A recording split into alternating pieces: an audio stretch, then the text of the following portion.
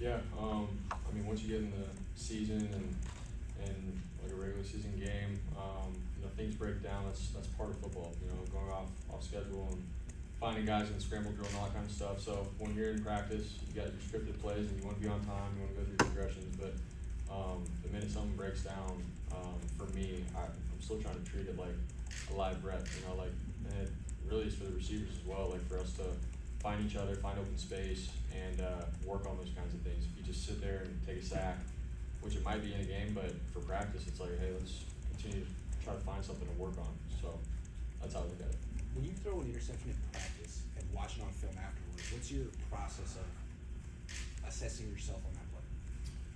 Yeah, I mean, it depends on, what kind of pick it is. If I'm trying to fit it in the window and trying to just be aggressive, or I just couldn't see a guy, those are the questions you gotta ask yourself, and that's what I do ask myself. And obviously I get pretty mad at myself in terms of, dude, you turn the ball over and you can't do that. So it's finding a way to grow mentally for myself in terms of, dude, you can't do that, or hey, I was being aggressive here and I'm just trying it out and I'm seeing if I can do it with this guy in that kind of window or that kind of look. And so, but at the end of the day, I'm not just out there trying to just throw the ball up and act like it's camp and I don't care because I do. So Jordan Mason was talking to us yesterday and said that he sunk $3,000 into a jugs machine and had his dad shoot him passes like tons during the off season to upgrade his receiving skills. Have you noticed an upgrade in his receiving skills? yeah, JP looks great, man. He's on top of his stuff, and just in terms of the run game and the fits and his pass protection, like just seeing it as a running back, you can tell he's on it. And then when he gets out and for checkdowns and he's where he's supposed to be, he's got great hands, and he's the kind of guy that we've trusted in the past, but even more so now. He's shown it time and time again, and he's building pretty good practices. So we're excited about it, and obviously the more guys in the running back room, the better. So we're proud of him. You talked a lot about the physical and mental benefits of having that full off season. From a leadership standpoint, have you felt just being out there every day and getting all those reps in the spring and just making you feel more comfortable in terms of commanding the huddle or just feeling like you're in charge out there? Yeah, when I first came in the NFL, as a rookie, and even last year coming off the surgery and stuff, there's a little timidness in terms of, all right, you go in, you gotta say the play, you gotta say it correctly, you break the huddle, and what are my reads and this and that. But now it's like I feel good with the guys, with the language of the offense, and I can see it in my mind quicker when coach calls a play. So it's a lot more smooth for me, and I love that. But I still gotta find that edge every day of, all right, I have to find ways to be uncomfortable and still walk in the huddle, command it, break it, and not just think that the game's easy, because it's not. It's never going to be easy, and I got to continue to push myself in that way. But in terms of hearing the play, getting in the huddle, speaking to the guys, saying little things outside of the play, like, hey, reminder, this, that, feel a lot better with that. So. Can you expound on that? How do you find ways to make yourself feel uncomfortable? Just like the play clock. Greasy has the play clock going up, so I'm not back there thinking about the play all day, walking in the huddle. It's like having that sense of urgency. Like, all right, I know the play, I know what I have to do on this, but it's getting in the huddle, getting some sense of urgency, getting up to the clock. We got 3 seconds left, and even in practice, guys want to get set and then we motion, but my thing is walk up and, hey, let's go. We don't have time, and so let's make it more game realistic. So that's the level that I'm at now. Brock, you mentioned you're upset. Obviously, the training camp in essential. Much was made of the other day. You threw 4 picks in the last 5 attempts. I mean, after something like that, are you get out of my way, I'm super pissed, or is it just okay, I understand why these things happen? I guess what's your emotions, because it became a national story. Yeah.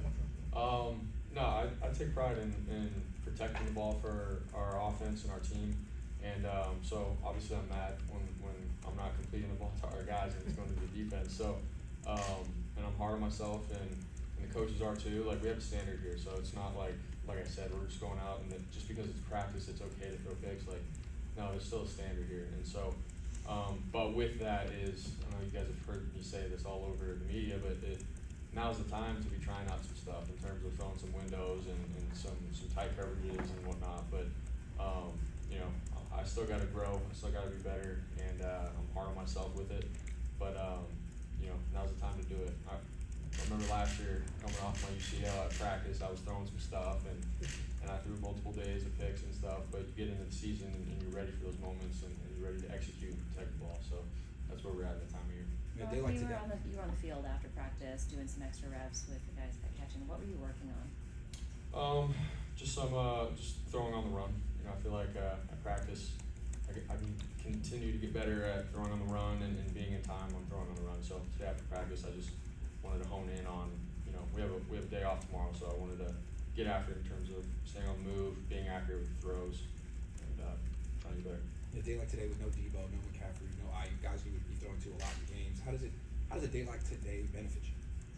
It's good. I mean, obviously, we have like our star players not getting a whole lot of reps, so we have other guys stepping up, and for me, it's all right. Regardless of the mismatches and all that kind of stuff, I'm gonna drop back, go through my reads, and I gotta be efficient regardless of, you know, not having my guys up there. So stepping up, going through reads, hitting Chris Conley over the middle, checking the ball down, like being smart.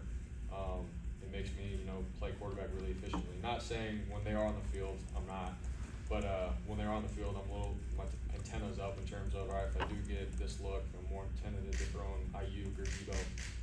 So a day like this was good for me to just go through reads, take completions, and be efficient. Or Brock, if a new receiver walks in the room, how long does it typically take you rep-wise before you feel real comfortable with that receiver?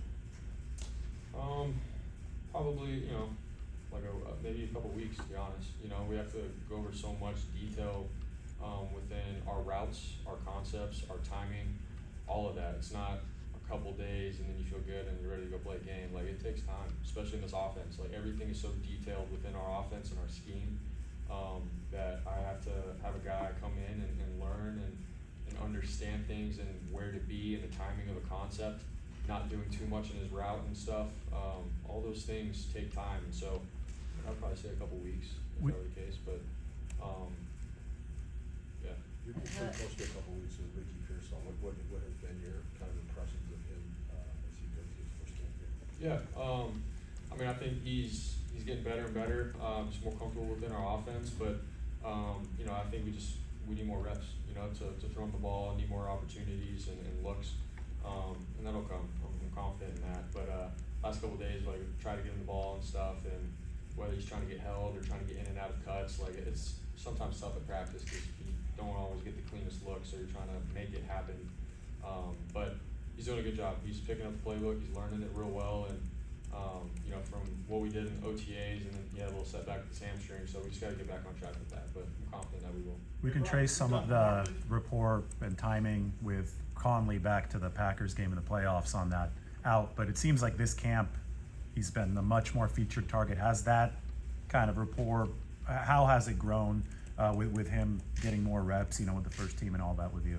Yeah, I mean, dude, Chris has that veteran mindset. He's smart, and sort of like what I was talking about, just in terms of, you know, he understands the details of our offense, and he understands where he needs to be, the timing, of the concepts and the plays, and so you know, Chris obviously, he's just got that older veteranness to him, where, you know, he's smart within plays and reads and knows where to be and where we need him to be. So you know, we've grown obviously from last year playoff games. There's been some clutch plays between us, and he's been where he needs to be, and so in camp, man, he's coming in, you know, ready to roll. Like, he's got fresh legs, he's moving quick, and like I said, like, we've been able to connect, and that's because he sees the defense really well, and he's supposed to be where he needs to be. So he's done a great job. Right. Hey, Ron, You got played. over your preseason game plan. Do you anticipate seeing the field next weekend?